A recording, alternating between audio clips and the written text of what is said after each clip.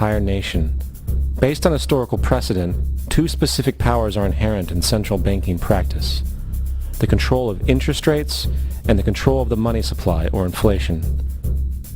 The central bank does not simply supply a government's economy with money, it loans it to them at interest. Then, through the use of increasing and decreasing the supply of money, the central bank regulates the value of the currency being issued. It is critical to understand that the entire structure of this system can only produce one thing in the long run: debt. It doesn't take a lot of ingenuity to figure this scam out. For every single dollar produced by the central bank is loaned at interest. That means every single dollar produced is actually the dollar plus a certain percent of debt based on that dollar. And since the central bank has the monopoly over the production of the currency for the entire country, and they loan each dollar out with immediate debt attached to it, where does the money to pay for the debt come from? It can only come from the central bank again, which means the central bank has to perpetually increase its money supply to temporarily cover the outstanding debt created, which in turn, since that new money is loaned out at interest as well, creates even more debt. The end result of this system without fail is slavery, for it is impossible for the government and thus the public to ever come out of the self-generating debt. The founding fathers of this country were well aware of this.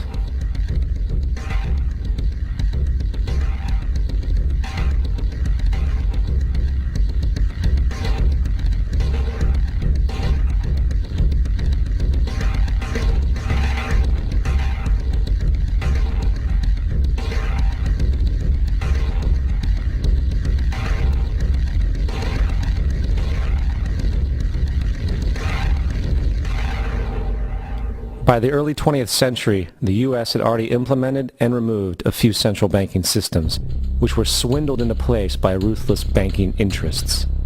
At this time, the dominant families in the banking and business world were the Rockefellers, the Morgans, the Warburgs, the Rothschilds.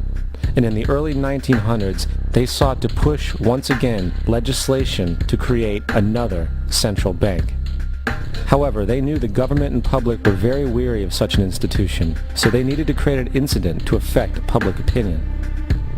So, J.P. Morgan, publicly considered a financial luminary at the time, exploited his mass influence by publishing rumors that a prominent bank in New York was insolvent or bankrupt. Morgan knew this would cause mass hysteria, which would affect other banks as well. And it did. The public, in fear of losing their deposits, immediately began mass withdrawals. Consequently, the banks were forced to call in their loans, causing the recipients to sell their property, and thus a spiral of bankruptcies, repossessions, and turmoil emerged. Putting the pieces together a few years later, Frederick Allen of Life magazine wrote, "The Morgan interests took advantage to precipitate the panic, guiding it shrewdly as it progressed."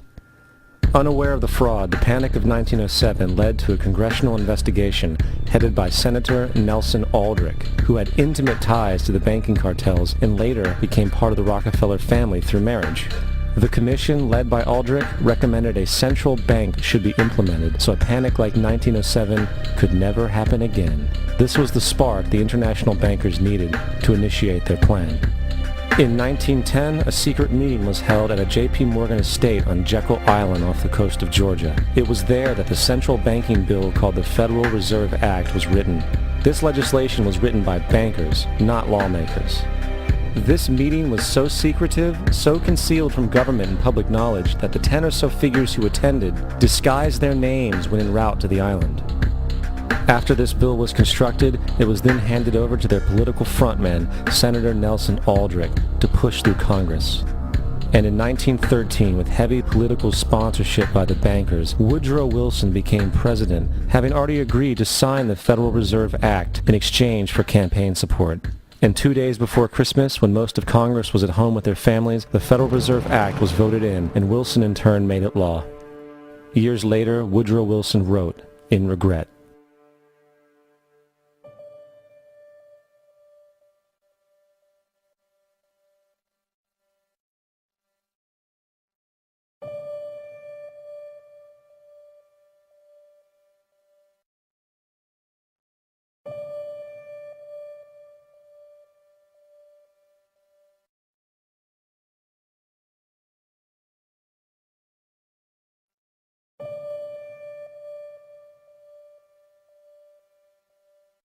Congressman Louis McFadden also expressed the truth after the passage of the bill. A world banking system was being set up here, a superstate controlled by international bankers, acting together to enslave the world for their own pleasure.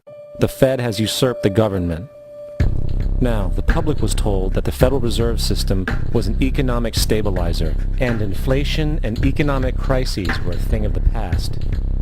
Well, as history has shown, nothing is further from the truth. The fact is, the international bankers now had a streamlined machine to expand their personal ambitions. It's alive! It's alive! It's alive! For example, from 1914 to 1919, the Fed increased the money supply by nearly 100%, resulting in extensive loans to small banks and the public. Then, in 1920, the Fed called in mass percentages of the outstanding money supply, thus resulting in the supporting banks having to call in huge numbers of loans, and, just like 1907, bank runs, bankruptcy, and collapse occurred. Over 5,400 competitive banks outside of the Federal Reserve System collapsed, further consolidating the monopoly of a small group of international bankers. Privy to this crime, Congressman Lindbergh stepped up and said in 1921, "Under the Federal Reserve Act, panics are scientifically created. The present panic is the first scientifically created one, worked out as we figure a mathematical equation." However, the panic of 1920 was just a warm-up. From 1921 to 1929, the Fed again increased the money supply, resulting once again in extensive loans to the public and banks. There was also a fairly new type of loan called a margin loan in the stock market. Very simply, the margin loan allowed an investor to put down only 10% of a stock's price, with the other 90% being loaned through the broker. In other words, a person could own $1,000 worth of stock with only $100 down. This method was very popular in the roaring 1920s, as everyone seemed to be making money in the market. However, there was a catch to this loan. It could be called in at any time and had to be paid within 24 hours. This is termed a margin call, and the typical result of a margin call is the selling of the stock purchased with the loan. So, a few months before October in 1929, J.D. Rockefeller, Bernard Baruch, and other insiders quietly exited the market, and on October 24, 1929, the New York financiers who furnished the margin loans started calling them in masse. This sparked an instantaneous, massive sell-off in the market, for everyone had to cover the margin loans. It then triggered mass bank runs for the same reason, in turn collapsing over 16,000 banks, enabling the conspiring international bankers to not only buy up rival banks at a discount, but to also buy up whole corporations at pennies on the dollar. It was the greatest robbery in American history. But that didn't stop there. Rather than expanding the money supply in order to recover from this economic collapse, the Fed actually contracted it, fueling one of the largest depressions in history.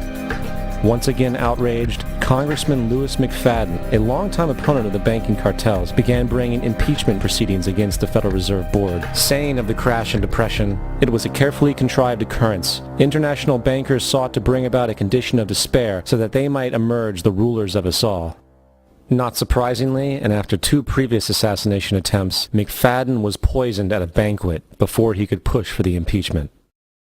Now, having reduced the society to squalor, the Federal Reserve bankers decided that the gold standard should be removed. In order to do this, they needed to acquire the remaining gold in the system. So, under the pretense of helping to end the Depression, came the 1933 gold seizure. Under the threat of imprisonment for 10 years, everyone in America was required to turn in all gold bullion to the Treasury, essentially robbing the public of what little wealth they had left. And at the end of 1933, the gold standard was abolished. If you look at a dollar bill from before 1933, it says it is redeemable in gold. You look at a dollar bill today, it says it is legal tender, which means it is backed by absolutely nothing. It is worthless paper. The only thing that gives our money value is how much of it is in circulation. Therefore, the power to regulate the money supply is also the power to regulate its value, which is also the power to bring entire economies and societies to its knees.